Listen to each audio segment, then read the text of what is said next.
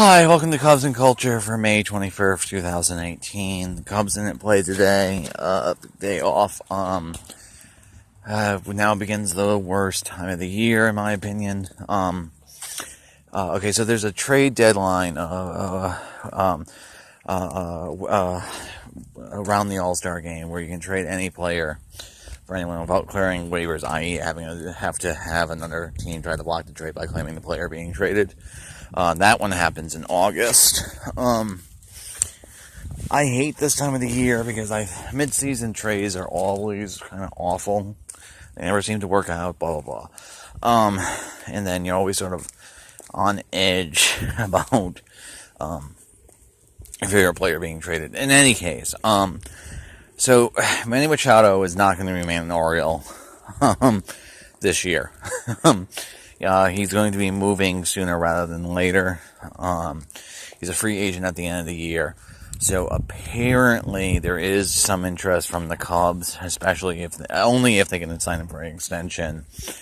And the package for Machado would be Russell or Baez, and then probably Montgomery, and then a pitching prospect because the Orioles want pitchers. And they need someone to play shortstop because Machado is playing shortstop for them, hence Russell or Baez. Most of the rumors seem to be centered on Russell, which is fine. If he has to go, if a Cub has to move, then go ahead. If not him, then Happ at least, but Happ can't play shortstop. So there's that. I would only partially, and not really all that strongly, be willing to make that sort of trade with the Orioles as a non-rental because Montgomery, a pitching prospect, and Russell and or Baez is not worth 3 to 4 months of Machado. Even though Machado's on a great MVP-esque campaign so far. So there's that. Machado today also sort of said that he wants to win a World Series with his friend Albert Almora. Wink.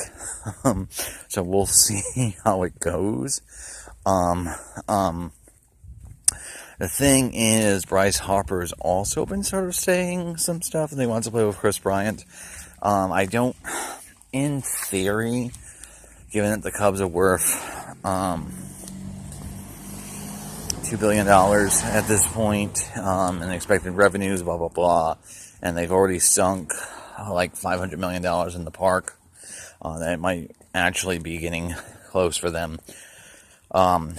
In theory, if the Ricketts really wanted to do it, I'm sure they could afford, would break the bank, and you could almost certainly then not extend, like Rizzo and Bryant for Harper and Machado.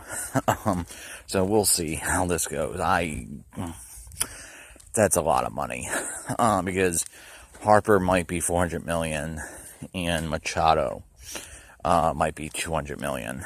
But then again, this bad free agent market might have lowered expectations. Anyway, there's that. And then the other thing that happened, which I think is kind of cool. Thank God for the Rays. They're experimenting with an opener, which is exactly what you would think, is the exact opposite of a closer.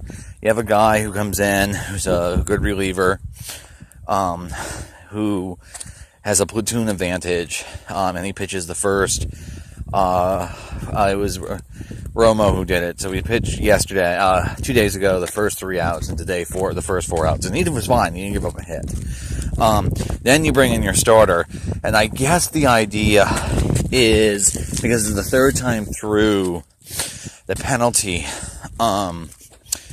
order penalty, that by doing it this way, you shift the third time of the order, that you can have your starter go into the 8th and possibly the 9th if he's going well, without actually facing the third time through the order, because, or at least the top of the order 3 times, because the opener took care of one of them. I don't know if this is going to work. I don't know if it will catch on.